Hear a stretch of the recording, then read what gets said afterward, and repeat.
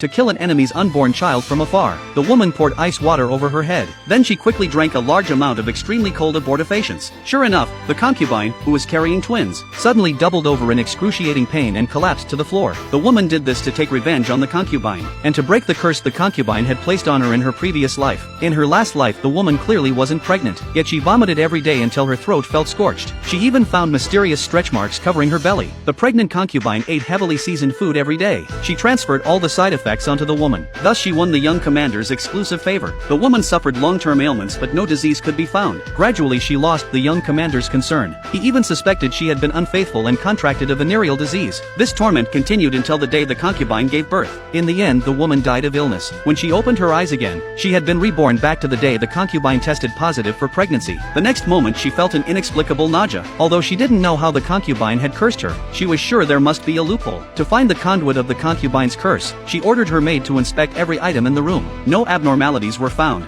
Hearing this, the woman was momentarily at a loss. Recalling her brutal death in the previous life, she burned everything in the room. She believed doing so would destroy the conduit. Unexpectedly, the next moment she suddenly spat blood. At that moment the concubine walked in. The woman immediately suspected the curse's conduit was on the concubine. Looking at the woman's frail appearance, the concubine said that although she was pregnant she was in perfect health. Whatever she ate had no adverse effects. By contrast, the woman, who was obviously not pregnant, displayed all manner of uncomfortable symptoms. Then the concubine mocked that the woman was so weak, the position of household mistress might soon be replaced. The woman suddenly noticed the sachet at the concubine's waist. She instantly recalled the scene of the young commander sitting with her. She vaguely remembered that the young commander had given one sachet to her and one to the concubine that day. She began to suspect the sachet was the conduit. To get the sachet from the concubine for verification, the woman suddenly flew into a rage. Claiming the concubine had disrespected her as the household mistress, she used the scuffle as cover, picked up a shard from the floor and pointed it at the concubine's throat. The young commander rushed over to rescue the concubine. Calling the woman a wicked woman, the woman publicly asserted that it was the concubine who insulted the legitimate wife without regard for rank. She believed the young commander should punish the concubine, not blame her as the household mistress. Enraged, the young commander grabbed the woman by the throat and ordered her to apologize to the concubine. Unexpectedly, the next second, the woman lost control of her bladder and urinated on the floor. Clearly this was another symptom transferred to her by the concubine, meant to humiliate the woman in front of everyone. Seeing matters had reached this point, the young commander confined the woman for 10 months as punishment. The next day, the woman had a doctor examine her sachet. The doctor discovered the sachet had been tampered with.